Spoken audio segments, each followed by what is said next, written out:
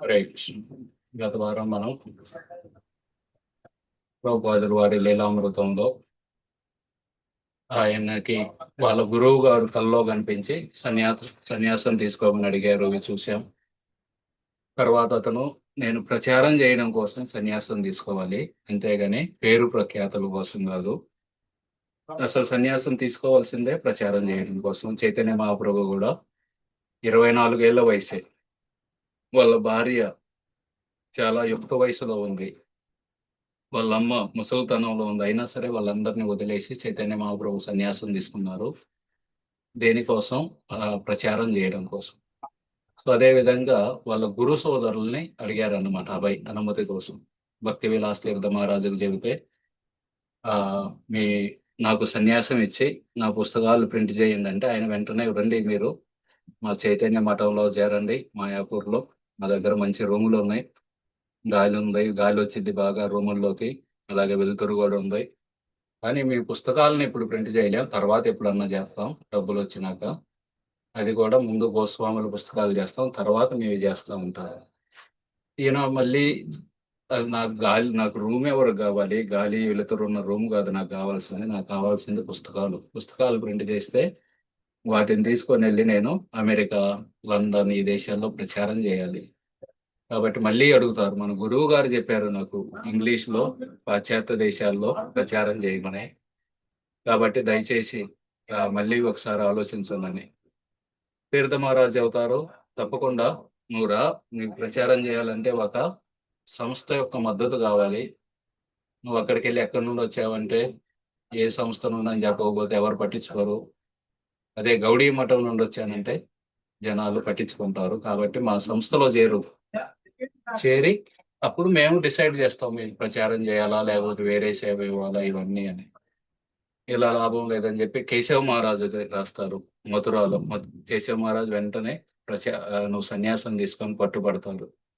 ఆ విధంగా 1959 సెప్టెంబర్ 17న మథురాలో సన్యాసం ఇచ్చారు ఆయనకి, సనాతన్ ప్రభు అనే ఆయనకి. అక్కడ ఇంగ్లీష్లో మాట్లాడారు. వాళ్ళు ఎవరికి ఇంగ్లీష్ రాకపోయినా, ఎందుకంటే ఈయనకు తెలుసు అనమాట, నేను సన్యాసం తీసుకున్నాక నేను చేయాల్సిన పని బయట దేశాలకు వెళ్ళి అక్కడ ఇంగ్లీష్లో ప్రచారం చేయాలి. అందుకనే అక్కడ ఉన్న వాళ్ళు ఎవరికి ఇంగ్లీష్ రాకపోయినా సరే ఇంగ్లీష్లో మాట్లాడారు ఆ రోజు. ఆయనకు సన్యాసం ఇచ్చినాక పేరు భక్తి వేదాంత స్వామి మహారాజ్ అని పేరు ఇచ్చారు. ఆయనతో పాటు ఇంకొక అతనికి కూడా సన్యాసం అయింది, సనాతన ప్రభు అని. అతనికి ముని మహారాజ్ అని పేరు ఇచ్చారు. ఈ విధంగా వీళ్ళిద్దరు సన్యాసం అయింది. తర్వాత ఆయన వేరు వేరు ప్రచారానికి వెళ్ళొచ్చారు. ఢిల్లీ, కాన్పూర్, ఆగ్రా, ఝాన్సీ, మళ్ళీ బృందావనం వచ్చారు. బృందావనం వచ్చినాక ఒకసారి ఢిల్లీలో ఉన్నప్పుడు ఒక లైబ్రరీలో కూర్చునే వ్యక్తి, లైబ్రేరియన్ అంటే లైబ్రరీలో కూర్చొని పుస్తకాలు అవిస్తుంటారు, ఆయన చెబుతారు అనమాట, మీరెందుకు ఇలాంటి న్యూస్ పేపర్లా ప్రింట్ చేస్తున్నారు? ఈ భగవద్ దర్శనం మీరు ఇవి చదివి పారేస్తారు జనాలు, కానీ పుస్తకాలు ప్రింట్ చేయండి, అవి వాళ్ళ దగ్గర పెట్టుకుంటారని. ఇప్పుడు ఆయన సరే నేను పుస్తకాలు ప్రింట్ చేస్తాను, మా గురువు గారు మాట్లాడుతున్నాడు ఈయన ద్వారా అని చెప్పి, మరి ఏం పుస్తకం ప్రింట్ చేయాలి అంటే శ్రీమద్ భాగవతం సంస్కృతంలో ఉంది, ఇంగ్లీషులో లేదు అప్పటి వరకు. దాన్ని ఇంగ్లీషులో అనువదిస్తాను, ఇంగ్లీషులో అనువదించి అమెరికా వీళ్ళందరికీ భాగవతాన్ని పరిచయం చేస్తానని చెప్పి ఆయన భాగవతాన్ని చేద్దామనుకున్న సమయంలో రాధా దామోదర్ ఆలయంలో 2 రూములు ఖాళీ ఉన్నాయి అని చెప్పి ఒక గౌరచంద్ర గోస్వామి పిలుస్తారనమాట. ఈయన సరే అక్కడికి వెళ్దాం అనుకుంటారు, ఎందుకంటే అక్కడ జీవ గోస్వామి, రూప గోస్వాముల సమాధులు ఉన్నాయి అక్కడ. ఇది రాధా దామోదర్ మందిరం, ఇందులో 2 రూములు అన్నమాట. ఈయన తీసుకునే సమయానికి అవన్నీ పాడుబడి ఉన్నాయి, ఎన్నో సంవత్సరాల నుండి ఎవరు లేరు అందులో. అయినా సరే అక్కడ రాధా దామోదర్ మందిరం అంటే చాలా ఫేమస్. ఆడ జీవ గోస్వామి ఉన్నారు, అక్కడ రూప గోస్వామి సమాధి ఉంది, అది మంచి ప్లేస్ అని చెప్పి ఒక 500 ఖర్చు పెట్టి కరెంట్ పెట్టిద్దాం, ఎలక్ట్రిసిటీ పెట్టిద్దాం, అలాగే రిపేర్లు అన్ని చేయించి చేరదామని అక్కడికి వెళ్దాం అనుకుంటారు మనసులో. ఇది రూప గోస్వామి సమాధి. అభయ్ చరణ్ యొక్క కిచెన్ నుండి, భక్తి వేదాంత స్వామి యొక్క కిచెన్ నుండి కనిపిస్తుంది ఇది. ఇక నుండి భక్తి వేదాంత స్వామి అని పిలుస్తాను. ఎందుకంటే ఇన్నాళ్ళు అభయ్ చరణ్ ఎందుకని పిలిచామంటే ఆయనకి ఇంకా సన్యాసం కాలేదు. ఇప్పుడు సన్యాసం అయింది. భక్తి వేదాంత స్వామి అని ఇచ్చారు.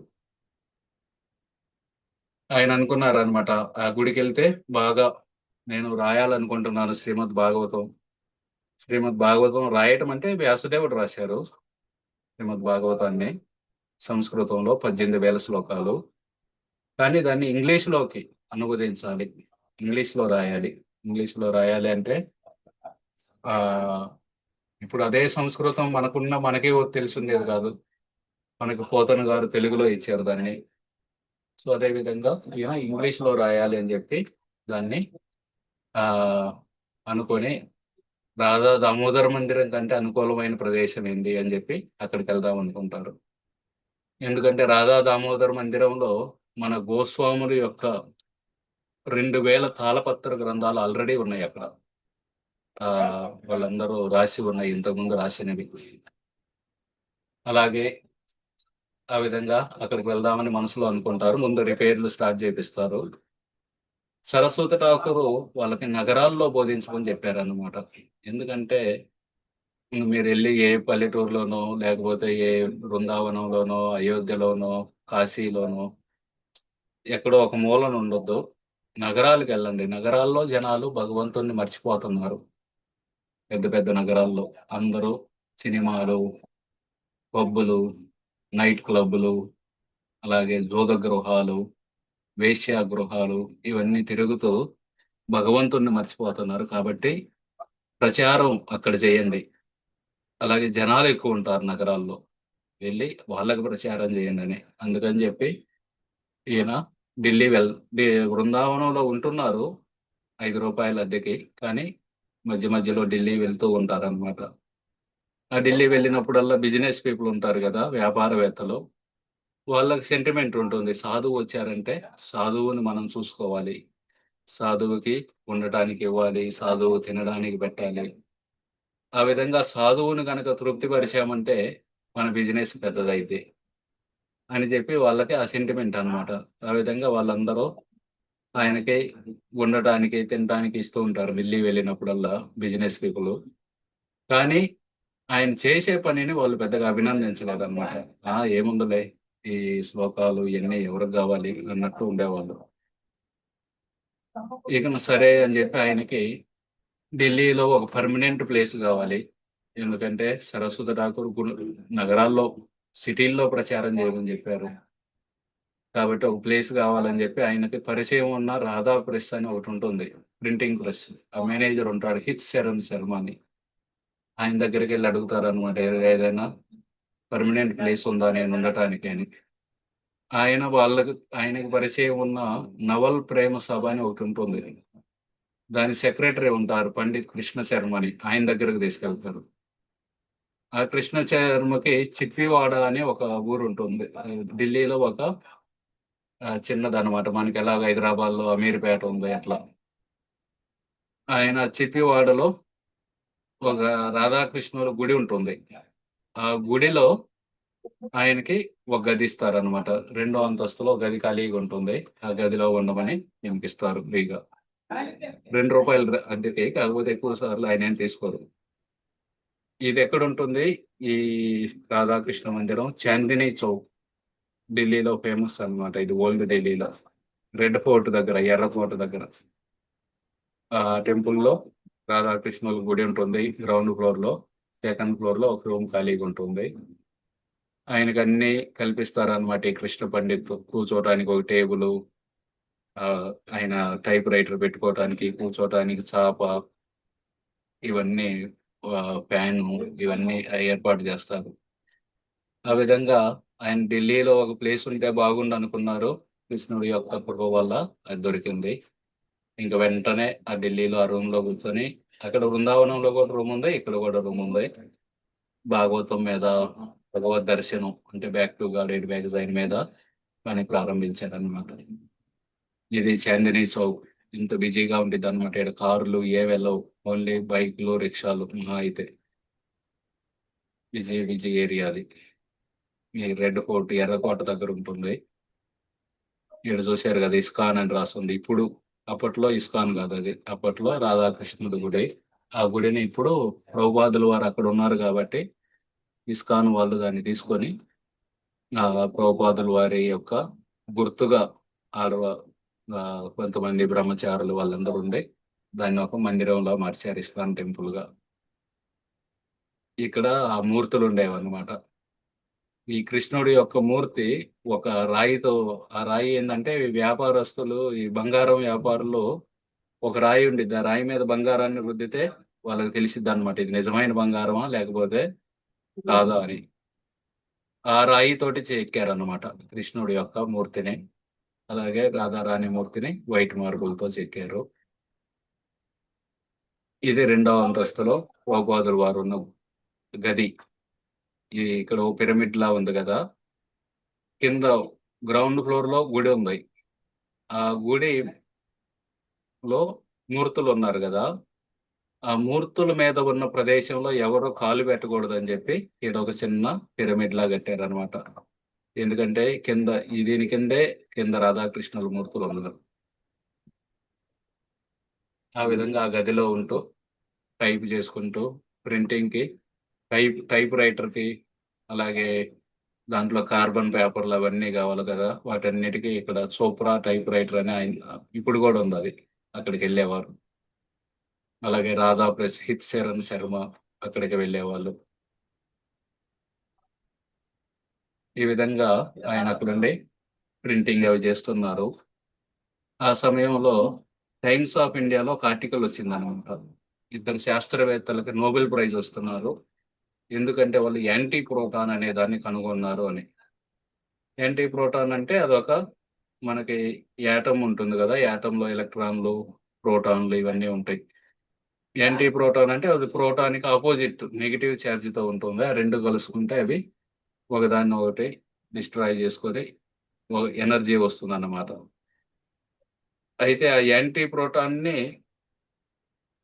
కనుగొన్నారని చెప్పి వాళ్ళకి నోబెల్ ప్రైజ్ వచ్చింది. ప్రభుపాదుల వారు వెంటనే ఒక ఆయన భగవద్ దర్శనం బ్యాక్ టు గాడ్ హెడ్ లో ఒక ఆర్టికల్ రాశారనమాట.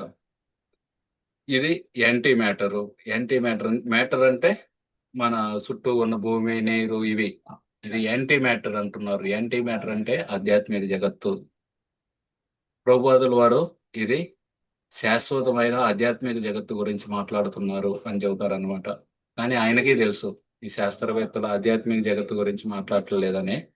కానీ ఏదో ఒక విధంగా ప్రచారం చేయాలి జనాలకి, సైంటిఫిక్ మైండ్ ఉన్న వాళ్ళకి ప్రచారం చేయాలని ఆ విధంగా ఆర్టికల్స్ రాశారనమాట. తర్వాత ఆ సమయంలో రష్యా వాళ్ళు అంతరిక్షంలోకి రాకెట్లు పంపుతున్నారు. అది తెలిసిందనమాట అభయ్ చరణ్కి. వెంటనే ఇంకో బుక్ రాశారు, easy journey to other planets, ఇతర గ్రహాలకు సులభమైన ప్రయాణం. మీరందరూ యంత్రాల ద్వారా వేరే గ్రహాలకు వెళ్ళాలనుకుంటున్నారు, దానికోసం రాకెట్లు ఇవన్నీ చేస్తున్నారు, చేసి వెళ్తారు, కానీ ఉండగలుగుతున్నారా? ఉండలేరు, మళ్ళీ తిరిగి రావాల్సిందే ఇక్కడికి. ఆ సునీత విలియమ్స్ అని మన ఈ మధ్య చాలా రోజులు 7-8 నెలలు ఉన్నారు. 7-8 నెలలు ఉన్నాక మళ్ళీ తిరిగి రావాల్సిందే ఇక్కడికి. అక్కడ కంటిన్యూస్ గా ఉండటం కుదరదు. కానీ అది కాదు నిజమైన మార్గం. వేరే గ్రహాలకు వెళ్ళాలంటే మీరు యంత్రం ద్వారా కాదు, మంత్రం ద్వారా వెళ్ళాలి. ఆ మంత్రం ద్వారా వెళ్తే మళ్ళీ తిరిగి వచ్చే పని కూడా లేదు. ఈ విధంగా easy journey to other planets అనే ఒక పుస్తకం రాశారనమాట. ఆ పుస్తకం గుజరాత్ యూనివర్సిటీలో ఒక ప్రొఫెసర్ ఉన్నారు, వైజీ నాయక్ అని. ఆయనకు దగ్గరికి వెళ్ళింది, ఆయన చదివారు. ఆయన వెంటనే ఆయనకు మళ్ళీ లెటర్ రాశారు అనమాట, మీది చదివాను, చాలా బాగుంది, నాకు ఇంకా ఎక్కువ నేర్చుకోవాలని ఉందని. ఆ విధంగా ఆయన కాంటాక్ట్ లోకి వస్తారు. ఇంకొక డాక్టర్ కలుస్తారు అనమాట, డాక్టర్ బెనర్జీ అని. ఆయన కూడా చూస్తారు, ఈయన దగ్గర చాలా భాగవతం వీటి మీద చాలా జ్ఞానం ఉంది ఈయనకి. మా ఇంట్లో క్లాసులు చెబుతారంట, రండి అని. ఈయన సరే చదువు అని పిలువ అంటారు పక్కన వాళ్ళని. ఆ విధంగా రోజు ఒక 20 మంది వచ్చి వాళ్ళు అనమాట. వాళ్ళందరికీ భాగవతం చెప్పేవారు. ఒక సంవత్సరం పాటు జరిగింది.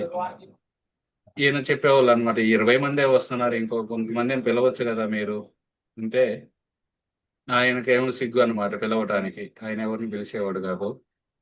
తర్వాత ఈ భక్తి వేదాంత స్వామి కూడా బిజీ అయిపోతారు. బిజీ అయిపోయి ఆ, ఆయనకే చెబుతారు డాక్టర్ బెనర్జీకి, ఇక నాకు రావటం కుదరదు, నువ్వే తీసుకో క్లాసులని. కానీ ఆ ప్రోగ్రాం బంద్ అయిపోయింది అనమాట. ఆయన తీసుకోవడం ఆ విధంగా బంద్ అయిపోయింది. తర్వాత కృష్ణ పండిత్ అని ఉన్నారు కదా, ఎవరైతే ఈ అభయ్ చరణ్కి ఆ చిప్పివాడాలో రాధాకృష్ణుల ఆలయంలో ఒక 2వ అంతస్తులో ఇల్లు ఇచ్చారు కదా, రూమ్ ఇచ్చారు కదా, ఆయన తర్వాత వాళ్ళ శిష్యులు అడిగారు అనమాట, మా గురువు గారికి మీరు రూమ్ ఇచ్చారు, ఆయన ఎలా ఉండేవారంటే, ఆయన ఆయన పొద్దున్నే 3ంటికి లేస్తారు, 3ంటికి లేచి భాగవతాన్ని అనువదించేవాళ్ళు, ఆయన కోసం వంట ఆయనే చేసుకునేవాళ్ళు, ఆయన దగ్గర కుక్కర్ ఇవి ఉండేవి. ప్రతిరోజు ఇక అదే పని అన్నమాట.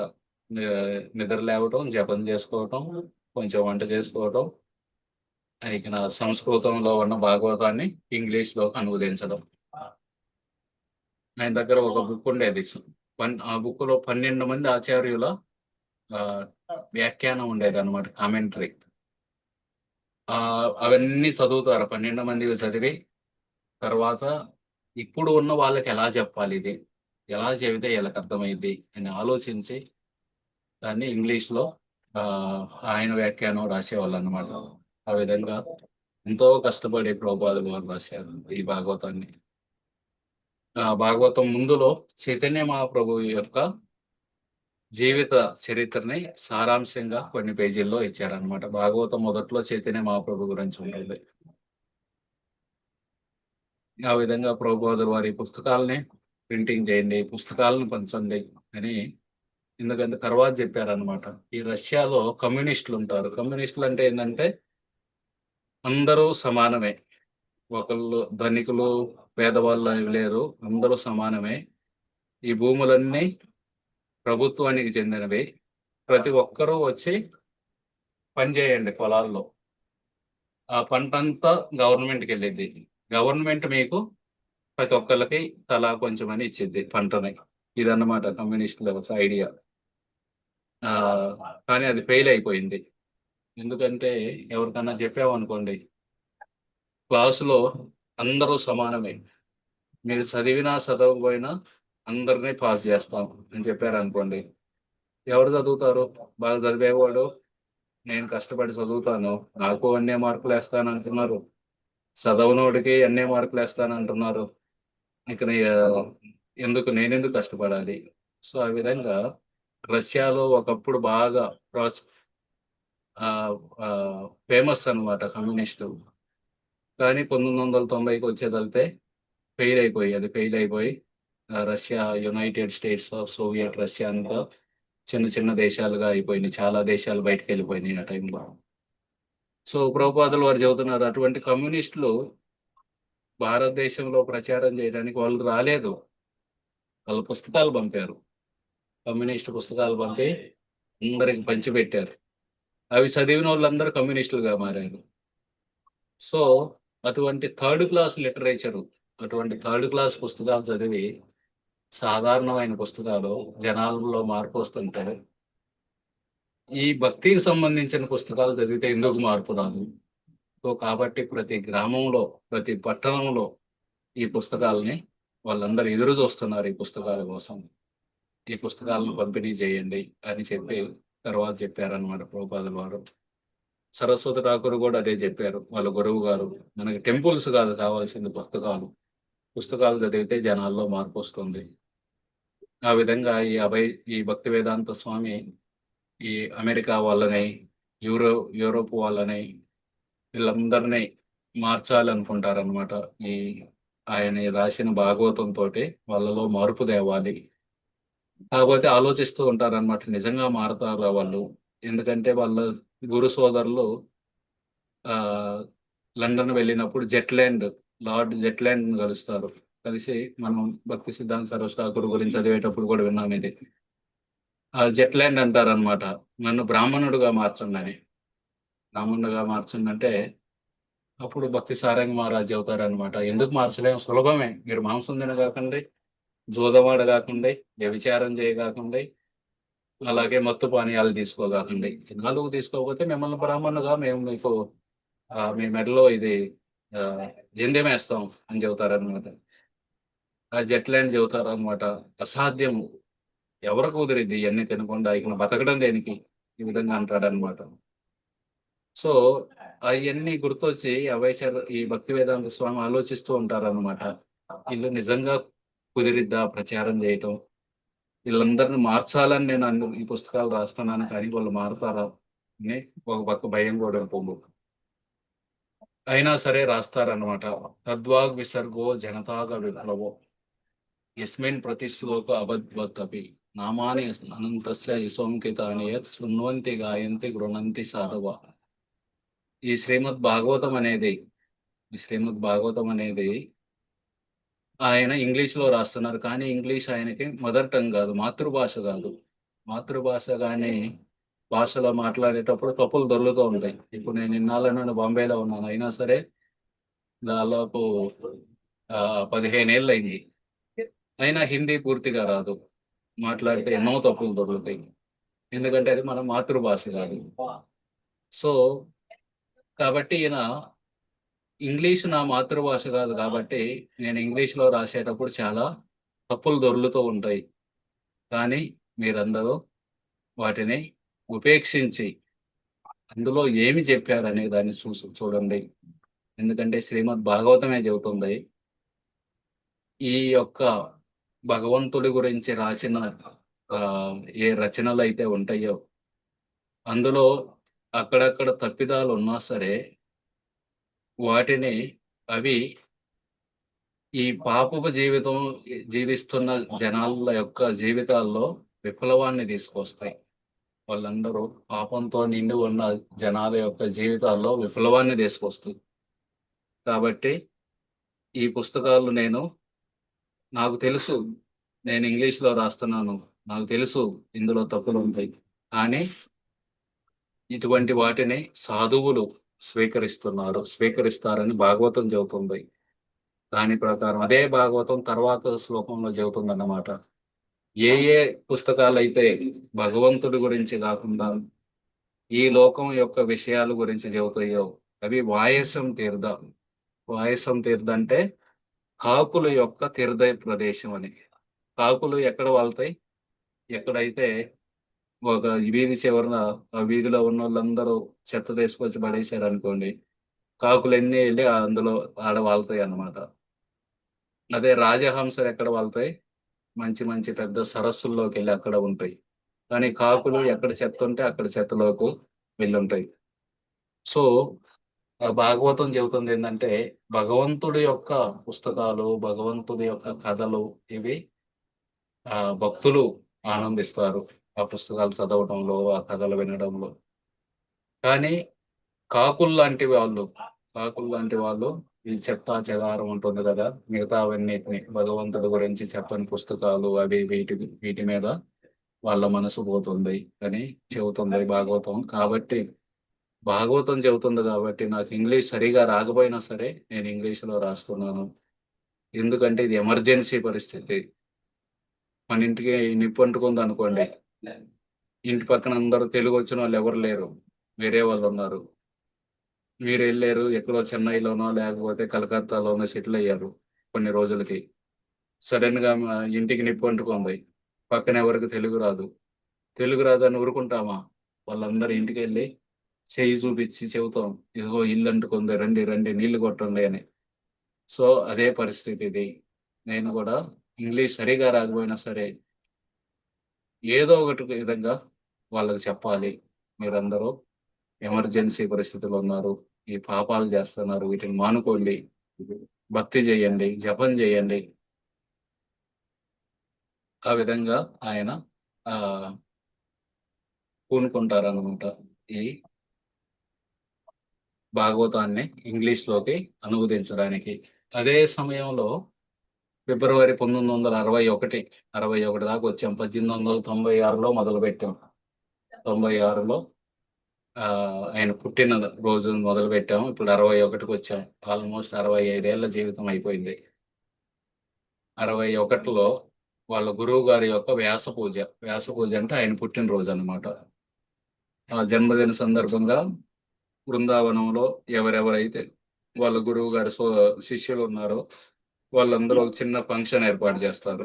చిన్న ఫంక్షన్ ఏర్పాటు చేసి అందరూ కలిసి ఆ వాళ్ళ గురువు వారి యొక్క ఫోటో పెట్టి అందరూ లైన్ లో వెళ్ళి 7 సార్లు పుష్పాలు తిప్పి అక్కడ పెట్టి ఆ వెళ్ళి దండం పెట్టుకొని కూర్చొని కొంచెం భజనలు కీర్తనలు అవన్నీ చేస్తారనమాట. అయితే ఈయన కనిపించిద్ది అనమాట. వీళ్ళు మన గురువు గారి యొక్క వ్యాస పూజ అంటే ఆయన ఫోటో పెట్టి మనం ఆయన ముందు పూలు పెట్టడమేనా? ఇదేనా మనం చేసేది? లేకపోతే ఇంకా ఏమన్నా ఎక్కువ చేయాలా అని ఆయన వ్యాస పూజ ఆఫరింగ్ రాస్తారనమాట. వాళ్ళకు అందరి ముందు చదవాలి, అది అందరూ వచ్చి వాళ్ళ గురువు గారి గురించి పొగుడుతారు. అయితే ఈయన కూడా చెబుతారనమాట. ఈయన రాసిందే ఈయన చదువుతారనమాట.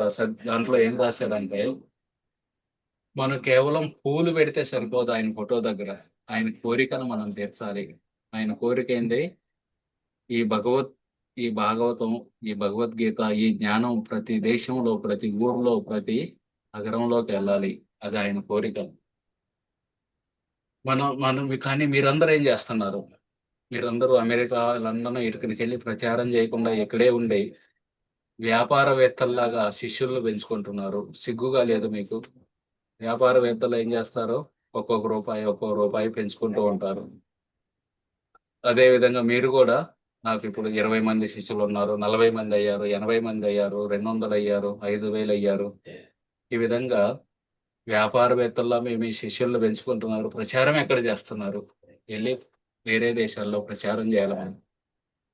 చూశారు కదా చుట్టూ జనాలు ఏం చేస్తున్నారో? ప్రతి ఒక్కళ్ళు ఇంద్రియాలని ఆస్వాదిస్తున్నారు. ఇంద్రియ భోగం కోసం తిరుగుతున్నారు. అందరూ మాంసాలు తింటున్నారు, మత్తు పానీయాలు తాగుతున్నారు, వ్యభిచారం చేస్తున్నారు, మొత్తం అందరూ పాపాలు చేస్తున్నారు. ఇది భయంకరమైన పరిస్థితి. మనం ప్రచారం చేసి వాళ్ళందరినీ కాపాడాలి. ప్రతి ఇంట్లో కూడా ఒక ఆలయాన్ని ఏర్పాటు చేసేయాలి. ప్రతి ఇంట్లో కూడా భగవంతుడి యొక్క మూర్తి ఉండాలి. ప్రతి ఇంట్లో వాళ్ళు జపం చేయాలి. ప్రతి ఇంట్లో వాళ్ళు ఈ 4 నియమాలు పాటించాలి. హైకోర్టు న్యాయమూర్తి తిలకం ధరించి వెళ్ళాలి. ఆయన కూర్చొని హైకోర్టులో న్యాయమూర్తి జడ్జి, ఆయన నుదుటి మీద వైష్ణవ తిలకం ఉండాలి.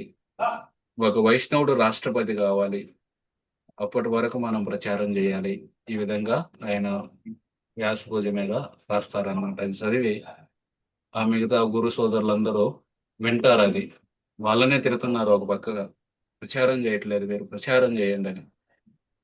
వాళ్ళలో కొంతమంది ప్రశంసిస్తారా, మంచిగా రాశారు ఈయన, నిజమే, మనమందరం కూడా మన గురువు గారి యొక్క కోరికని తీర్చాలి అని.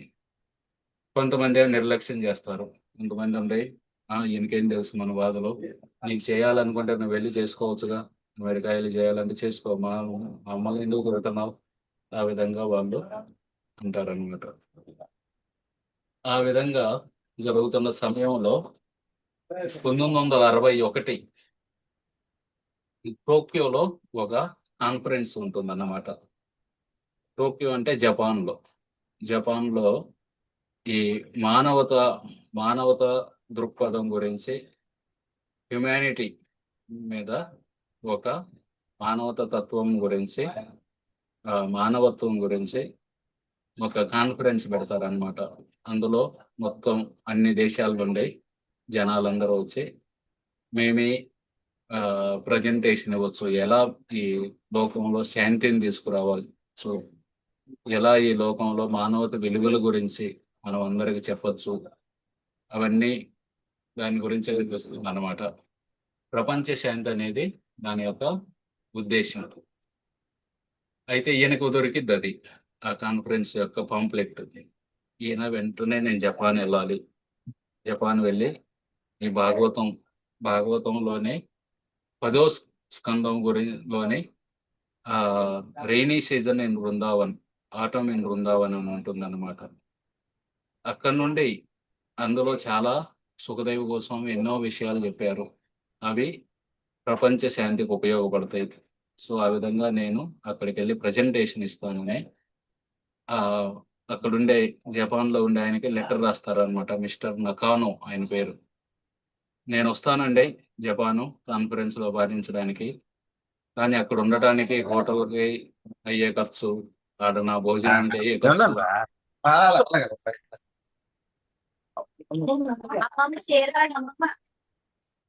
ఆ భోజనానికి అయ్యే ఖర్చు ఇవన్నీ మీరు చూసుకోవాలి, నా దగ్గర డబ్బులు లేవు అని అంటారనమాట. ఆయన సరే అని చెప్పి మేము చూసుకుంటాం, మీరు రండి, మీరు కావాలంటే కాన్ఫరెన్స్ అయినా కూడా ఒక 1 నెల రోజులు ఉండొచ్చు. పోయిందండి ఇట్లా చూడు.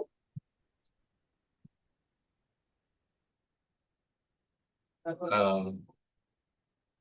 మొత్తం ఆ, మేము చూసుకుంటాం, మీరు రండి అని పిలుస్తారనమాట.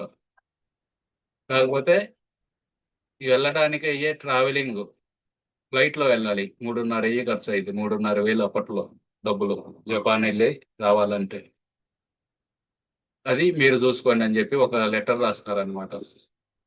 ఎవరికైనా సరే ఇది to Mewar it my concern, ఈ భక్తి వేదాంత స్వామి జపాన్ వస్తున్నారు, ఆయనకి వీసా పాస్పోర్ట్ ఇవన్నీ ఇవ్వండి, ఆయనకి జపాన్లో అయ్యే ఖర్చులన్నీ మేము భరిస్తాం అని చెప్పి లెటర్ పంపిస్తాడు ఆయన.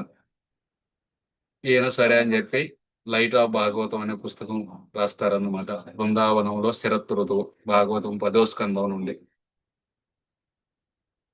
ఇక డబ్బులు కావాలి వెళ్ళాలంటే, ఫ్లైట్ లో వెళ్ళి రావాలి జపాను. చివరికి డాక్టర్ రాధాకృష్ణన్ ఉంటారు కదా, సర్వేపల్లి రాధాకృష్ణన్, ఆయన అడుగుతారు అనమాట.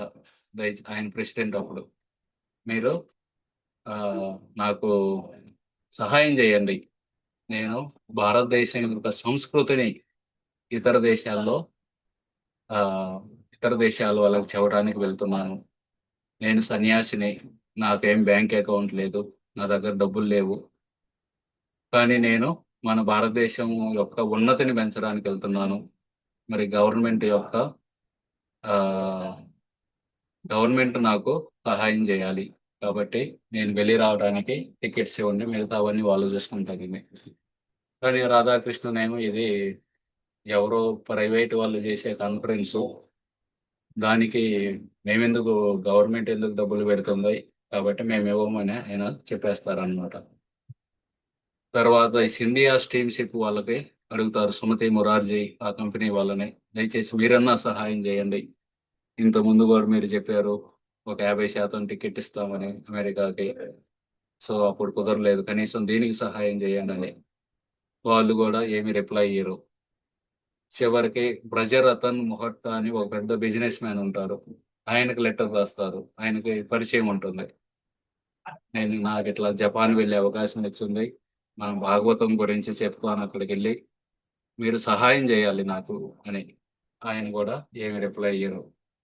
ఇక ఎక్కడి నుండి డబ్బు రాదన్నమాట. డబ్బు రాక చివరికి ఆ జపాన్ ఆయన ఉంటాడు కదా, మిస్టర్ నకాను, ఆయనకే మళ్ళీ ఫోన్ చేస్తారు, ఆయనకే లెటర్ పంపుతారు, నేను వేరు వేరు ప్రదేశాల్లో ట్రై చేశాను, కానీ నాకు ఎక్కడ డబ్బు దొరకలేదు, దయచేసి మీరు స్పాన్సర్ చేస్తారా, ఇది కూడా టికెట్ కూడా స్పాన్సర్ చేస్తారా, ఎందుకంటే నా దగ్గర ఏమి, నేను సన్యాసిని, నా దగ్గర బ్యాంక్ అకౌంట్ లేదు,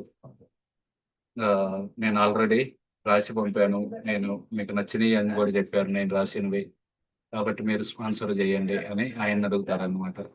ఆయన దగ్గర కూడా డబ్బు ఉండదు. ఆయన మీరు వస్తే ఉండటానికి తినటానికి అవన్నీ ఇస్తాం కానీ ఈ ఫ్లైట్ టికెట్లు ఇవ్వటం కుదరదని చెప్పి చెబుతారు ఆయన కూడా. ఆ విధంగా 1961లో జపాన్ వెళ్ళాలనే కోరిక అది కలగానే మిగిలిపోయింది అన్నమాట. ఈయన సర్వేపల్లి రాధాకృష్ణన్, ఈయన అడుగుతారు జపాన్ వెళ్ళడానికి టికెట్లు స్పాన్సర్ చేయమని గవర్నమెంట్ తరఫున. ఈయనేమో మేము కుదరదు, ఆ విధంగా చేయడం కుదరదు అని చెప్పి చెబుతారు. ఈయన కూడా భగవద్గీత రాశారు, భగవద్గీత మీద కామెంటరీ రాశారు. ప్రభుపాదుల వారి మొదట్లో శిష్యులు ఆ ప్రభుపాదుల వారి భగవద్గీత ఇస్కాన్ పెట్టినాక రాశారు, భాగవతం ముందు రాశారు. భాగవతం ప్రభుపాదుల వారు అమెరికా వెళ్ళేటప్పుడు మొదటి స్కందాన్ని మూడు భాగాలుగా ప్రచురించారు అనమాట. ఆ 3 భాగాలు తీసుకొని వెళ్ళారు. ఆ 3 భాగాల ద్వారా ఎవరెవరైతే దీక్ష తీసుకున్నారో, క్లాసులు వినడానికి వచ్చేవారో వాళ్ళందరికీ అమ్మేవారు. ఆ 3 భాగాలు, మొదటి స్కందం 3 భాగాలు. ఆ భగవద్గీత తర్వాత రాశారు. ఆల్రెడీ శిష్యులు ఉన్నారు, వాళ్ళకి భగవద్గీత కావాలి. అప్పుడు మొదట్లో ఈ సర్వేపల్లి రాధాకృష్ణ భగవద్గీత చదివేవాళ్ళు వాళ్ళు ఫస్ట్లో. తర్వాత ప్రభుపాదుల వారు ఆయన భగవద్గీత యథాతథం ఉంది కదా, యాజ్ ఇట్ ఈస్ దాన్ని ప్రింటింగ్ చేశారు. ఇక 1962లో ఆయన ఒక సంవత్సరం పాటు ఆ రాధా దామోదర్లో 2 గదులు ఉన్నాయని చెప్పాం కదా, అక్కడ ఎలక్ట్రిసిటీ పెట్టిస్తారు, ఒక ఫ్యాను, ఒక లైటు. అలాగే గదులన్నిటికీ ప్లాస్టరింగ్ చేపించి కలర్ వేపిస్తారు. వేయించి జూలైలో ఆయన రాధా దామోదర్ మందిరానికి మారుతారనమాట. ఒక నులక మంచం కూడా అందులో ఉండేది ఒక నులక మంచం, అలాగే ఒక కిచెను వండుకోవడానికి, మధ్యలో ఒక చిన్న కారిడార్ లా ఉంటుంది. పొద్దున్నే 1ంటికి నిద్ర లేచేవాళ్ళు అనమాట. 1ంటికి నిద్ర లేచి తెల్లవారుజామున మొత్తం దేశం అంతా పడుకున్న సమయంలో ఆయన రాత్రి నిద్ర లేచి ఆ సంస్కృతంలో ఉన్న శ్రీమద్ భాగవతాన్ని, సంస్కృతంలో ఉన్న ఆచార్యుల యొక్క భాష్యాలని, వాటన్నిటిని చదివి అర్థం చేసుకొని వాటిని ఇప్పుడున్న ప్రజలకు ఎలా అర్థం చేయాలి అని ఆలోచించి ఆ విధంగా వాటిని ఇంగ్లీష్లోకి మార్చేవారు అనమాట. సో అంత కష్టం చేసిన దేనికోసం? మిగతా వాళ్ళకు సహాయం చేయడం కోసం. వాళ్ళందరూ కూడా ఈ భాగవతం గురించి తెలుసుకోవాలి, వాళ్ళందరూ కూడా భక్తి చేయాలి. ఇక నా బృందావనంలో అప్పట్లో కరెంటు పోవటం, ఇప్పుడే మన ఊర్లలో కరెంట్ ఉండదు చాలా సార్లు. ఇక నా అప్పట్లో కూడా కరెంట్ కట్ అవుతూ ఉండేది అనమాట. కట్ అయినప్పుడు ఒక లాంతర్ పెట్టుకొని రాత్రిపూట టైప్ కొడుతూ ఉండేవారు అనమాట. రాత్రిపూట లేచిన వాళ్ళకి లైట్ అన్నా కనబడేది, లేకపోతే లాంతర్ అన్నా కానీ. ఆయన మాత్రం నిద్రపోయేవాళ్ళు కాదు. 1ంటికి లేవడం, పొద్దున వరకు ఆ భాగవతాన్ని అనుమోదించడం. ఆయన ఎందుకు వెళ్ళారు అక్కడికి? బృందావనంలో చాలా మంది ఎందుకు వెళ్తారంటే, అక్కడ గనక మనం చనిపోయామంటే, ఆడ గనక దేహత్యాగం, చనిపోయి అనే పదం వాడకూడదు జనరల్గా. దేహత్యాగం, లేకపోతే ఆ దేహాన్ని వదిలేయటం, శరీరాన్ని వదిలేయటం. శరీరాన్ని వదిలేశారంటే బృందావనంలో వాళ్ళందరూ డైరెక్ట్ గా వైకుంఠానికి వెళ్ళిపోతారు. అది అందుకే చాలా మంది అక్కడికి వెళ్తారనమాట. ముఖ్యంగా ముసలితనంలో వెళ్ళి వాళ్ళు అక్కడ ఒక వ్రతంలా ఉంటారనమాట. బృందావనం నుండి అడుగు బయట పెట్టడం. ఆరోగ్యం బాగలేకపోయినా పర్లేదు, ఆ బృందావనంలో ఉన్న హాస్పిటల్స్ లో వాళ్ళకున్న జబ్బు నయం చేయటం కుదరదు. ఢిల్లీ వెళ్తే అక్కడ చాలా పరికరాలు ఇవన్నీ ఉంటాయి, అక్కడైతే బాగా తగ్గిద్ది, నయం అవుతుంది మీకు. ఒకసారి వెళ్ళి రండి అంటే వెళ్తాను. ఏదన్నా అయ్యి అక్కడే చచ్చిపోతే ఢిల్లీలో, ఆ దానికంటే ఈ రోగంతో బృందావనంలో చచ్చిపోవటం నయం అని చెప్పి ఉండేవాళ్ళు ఎంతో మంది ఉన్నారనమాట. వాళ్ళు బృందావనంలో వెళ్ళి ఇంక బయటకు అడుగు పెట్టరు, ఎందుకంటే బృందావనంలో చనిపోతే డైరెక్ట్ గోలోక బృందావనం వెళ్ళిపోతారు. సో బృందావనంలో దేహాన్ని వదిలేస్తాయి. కానీ అభయచరణ్ దానికోసం వెళ్ళలేదు. ఆయన వెళ్ళింది దేనికోసం? బృందావనంలో ఉంటుంది. అఫ్ కోర్స్ ఆయన చివరి రోజుల్లో బృందావనమే వెళ్ళారు. ఆయన శరీరాన్ని చివరి రోజుల్లో 1977లో బాంబేలో ఉన్నారనమాట. మొత్తం ఆ ఈ భక్తి వేదాంత స్వామికి పూర్తిగా ఆ ఆయన శరీరం శుష్కించిపోయింది అనమాట బాంబేలో ఉన్నప్పుడు. ఇక్కడ ఏం లేదు, ఒక ఈ చర్మం ఉంది, ఆ చర్మం ఎముకలకు తగులుతూ ఉందన్నమాట. ఆ ఆ పరిస్థితుల్లో ఇక్కడే ఉండాలా లేకపోతే బృందావనం వెళ్ళాలంటే అందరూ ఆలోచించి చివరికి బృందావనం తీసుకెళ్తారు. బృందావనం తీసుకెళ్తే ఆ మధుర రైల్వే స్టేషన్ లో ఆగానే బ్రహ్మానంద ప్రభుని, ప్రభుపాద ఈ ప్రభుపాదుల వారి శిష్యుడు, ఆయన ఆయన రెండు చేతుల్లో ఆ పట్టుకొని తీసుకొస్తారు అనమాట, కారులో పొడిగా పెట్టడానికి. ఎందుకంటే కూర్చునే పరిస్థితి కూడా లేదు. ఇంకా ఆ విధంగా తీసుకొచ్చి బృందావనంలో వెళ్ళి వెళ్ళి పడుకోబెట్టిన దాకా ఒక మాట కూడా మాట్లాడారు ప్రభుపాదులు. బృందావనంలో పడుకోబెట్టినాక ఆయన చెబుతారనమాట, కృష్ణా త్వదీయ పంకజ పంజరాంతం అద్యేవమే విసతు మానస రాజహంస ప్రాణ ప్రయాణ సమయే కపువాత ఘంటావరోధ విధౌ స్మరణం కుటస్థే. మనకి ఆరోగ్యం సరిగా ఉన్నప్పుడే ఈ భక్తి అనేది చేయాలి. మీ యొక్క పాదాల యొక్క నా మనసు అనే రాజహంసను మీ శరణ గమనాలలోకి పెట్టి నేను ఆనందించాలి. ఎందుకంటే ప్రాణ ప్రయాణ చనిపోయే సమయంలో, ప్రాణం పోయే సమయంలో కఫవాత పిత్త, ఈ కఫం వాతం పిత్తం ఇవన్నీ పెరిగి గురుగురా గురుగురా సౌండ్ వచ్చింది. ఆ పరిస్థితుల్లో నేను ఎలా గుర్తు చేసుకోగలను? కాబట్టి ఆరోగ్యం సరిగా ఉన్నప్పుడే భక్తి చేయాలి అనే దాని యొక్క ఉద్దేశం అన్నమాట. ఆ శ్లోకం చదువుతారు ప్రభుపాదుల వారు.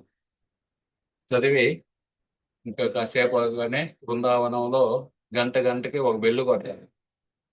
ఆ బెల్లు సౌండ్ వినబడదు అనమాట. ఆయన పడుకొని ఉన్నారు. ఇదే నేను చెబుతుంది. ఆయన ప్రభుపాదుల వారు చెప్పారు అనమాట, బృందావనంలో మేనేజ్మెంట్ సరిగా జరుగుతుందా లేదా అనేది ఎలా తెలిసిందే, సమయానికి ఆ బెల్లు కొడితే మీ మేనేజ్మెంట్ సరిగా చేస్తున్నట్టు ఉంది. సో ప్రభుపాదుల వారు చెబుతారు అనమాట, ఇదే పెద్ద పెద్ద సంస్థలు పెడతాం, కానీ వాటిని కనుక సరిగా చూసుకోకపోతే అవన్నీ ఫెయిల్ అయిపోతాయి, మొత్తం వేస్ట్ అయిపోయింది. వెంటనే తమాల కృష్ణ మహారాజు ప్రభుపాదుల వారి శిష్యులు చెబుతారనమాట, లేదు ప్రభుపాద్, మీరు మా కోసం ఎంతో చేశారు, మీరు చేసిన దాన్ని మేము జాగ్రత్తగా చూసుకుంటాం, మీరేం బాధపడకాకండి. మీరు చేసిన దాన్ని మేము పెంచకపోయినా పర్వాలేదు, కనీసం మీరు చేసిన దాన్ని మెయింటైన్ చేస్తాం, ఇంతవరకన్నా వస్తామని చెబుతారనమాట. ప్రభుపాదుల వారు సరే అని చెప్పి ఇంకా ఆ విధంగా కొన్ని రో ఆ, కొన్ని రోజులు ఆ బృందావనంలోనే ఉండి కార్తీక మాసం వచ్చినాక ఆయన వెళ్ళిపోయారన్నమాట. కానీ వెళ్ళింది అప్పుడు ఉన్నది మాత్రం 1962 ఆ టైంలో ఉన్నది మాత్రం అక్కడ పర్మనెంట్ గా ఉండటానికి కాదు, ఇక్కడే ఉండి నేను శరీరాన్ని వదిలేయటానికి కాదు, ఇక్కడ ఉండి నేను భాగవతం రాయాలి, ఆ భాగవతాన్ని తీసుకెళ్లి అమెరికా వాళ్ళకి, లండన్ వాళ్ళకి చెప్పాలి, ఈ భాగవతం యొక్క గొప్పతనం ఏందని, వాళ్ళందరిలో మార్పు తేవాలి. ఆ విధంగా చేశారు కూడా. ఎవరో డ్రగ్స్ తీసుకొని ఆ విచ్చలవిడిగా వ్యభిచారం చేసే వాళ్ళని తీసుకొచ్చి వాళ్ళ చేత జపం చేయించి వాళ్ళలో మార్పు తెచ్చి వాళ్ళని పెద్ద పెద్ద సన్యాసులుగా చేశారన్నమాట.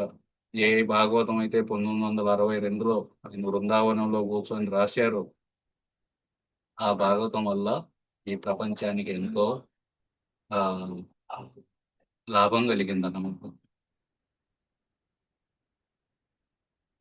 నులక మంచం అంటే ఇదే మంచం కాదు, ఊరికే మీరు చూపించడానికి. మీ అందరికి తెలుసు నులక మంచాలు, బాంబేలో వాళ్ళకి తెలియదు. వాళ్ళందరూ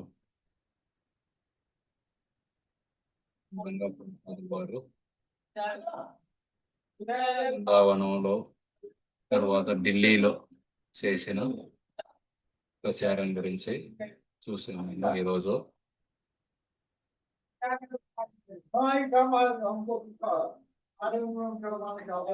ఏ సంవత్సరంలో అభయ్ చరణ్ కి సన్యాసం అయింది?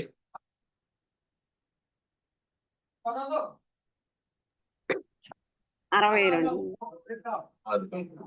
61 కాదు కాదు. 62 72 70కి వెళ్ళలేదు ఇంకా మనం. 70కి ఆయన ఇస్కాన్ పెట్టేశారు. ఇంకా ఆయన ఇండియాలోనే ఉండి భాగవతం రాస్తున్నారు. ఇప్పుడు 1959 సెప్టెంబర్ 17వ తారీఖున సన్యాసం తీసుకున్నారు అనమాట మథురాలో. వాళ్ళ సన్యాస గురువు పేరేంటి?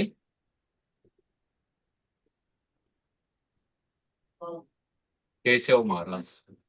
కేశవ్ మహారాజ్ అని మథురాలో ఉంటారు. అభయ్ చరణ్కి సన్యాసం ఇచ్చి, సన్యాస దండా ఇచ్చి, కాషాయ బట్టలు ఇచ్చి ఆయనకు పేరు కూడా ఇచ్చారనమాట. ఇక నుండి మీ పేరు భక్తి వేదాంత స్వామి.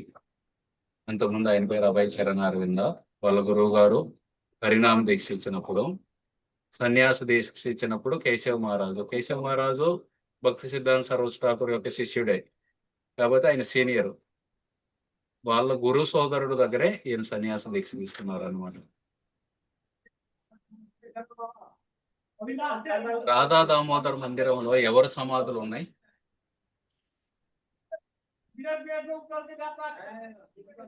రూప గోస్వామి.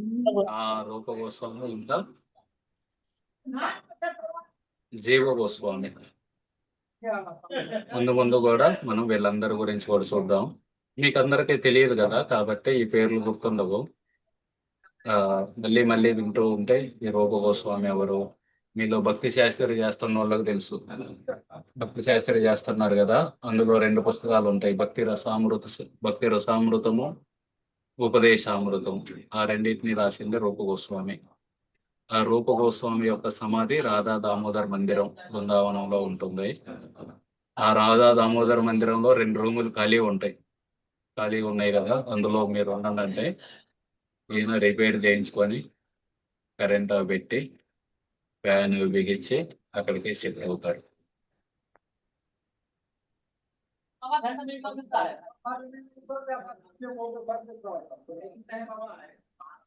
ఢిల్లీలో ఒక చిన్న ఏరియాలో ఆయనకి రూమ్ దొరుకుతుంది. ఆ ఏరియా పేరేంటి?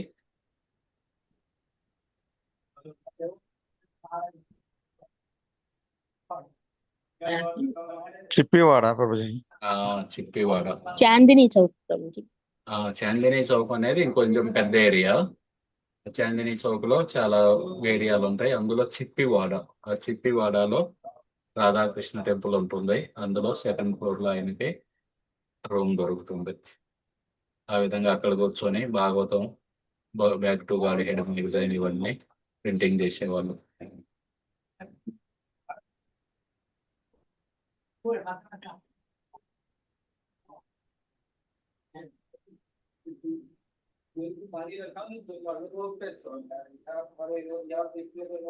ఆయన దగ్గర ఒక పుస్తకం ఉండేది, అందులో శ్రీమద్ భాగవతం 18,000 శ్లోకాలు ఉంటాయి. అలాగే ఆచార్యుల యొక్క కామెంటరీ ఉంటుంది, ఆచార్యుల యొక్క భాష్యం, అది కూడా సంస్కృతంలోనే ఉండేది. ఎంతమంది ఆచార్యుల కామెంటరీ ఉండేది అందులో? ముగ్గురు కాదు, 12 మంది ఆచార్యుల కామెంటరీ చదివి దాన్ని అర్థం చేసుకొని దాన్ని మళ్ళీ ఇంగ్లీష్లోకి రాసేవాళ్ళు అనమాట. ఎంతో కష్టపడ్డారు ప్రభుపాదుల వారు మనందరి యొక్క భవిష్యత్తు కోసం, మనందరం భక్తి చేయాలనే ఉద్దేశంతో రాత్రిపూట కూడా నిద్రపోకుండా ఎంతో కష్టపడి, ఎంతో కఠోర శ్రమ చేసి ఈ భాగవతాన్ని మనకు అందించారు.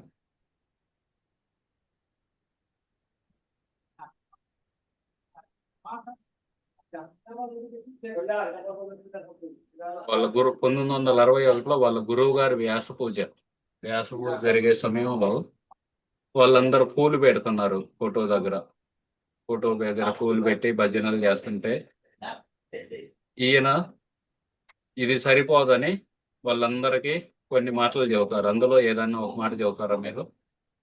ప్రచారం చేయమని. ఇంకా మందిరాలకు వెళ్ళడం అది ప్రచారం చేసి. ఇంకా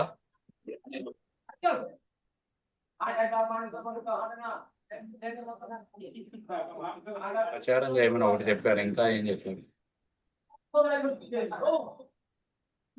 హరే కృష్ణ నామం.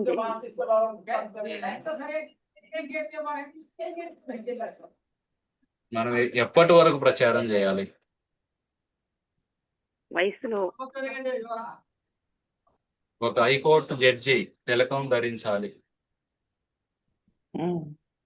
అలాగే ఒక వైష్ణవుడు రాష్ట్రపతి అవ్వాలి, అప్పటి వరకు ప్రచారం చేయాలి. ప్రతి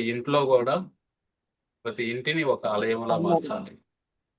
ఇవన్నీ చెబుతారు. వాళ్ళు విన్నారు, కొంతమంది పట్టించుకున్నారు, కొంతమంది పట్టించుకోలేదు. తర్వాత ప్రపంచ శాంతి కోసం ఒక కాన్ఫరెన్స్ జరిగింది. అది ఎక్కడ జరిగింది? ఈయన వెళ్దాం అనుకుంటున్నారు అక్కడికి. ఏ దేశంలో జరిగితే? టోక్యోలోను. టోక్యో ఏ దేశంలో ఉంది?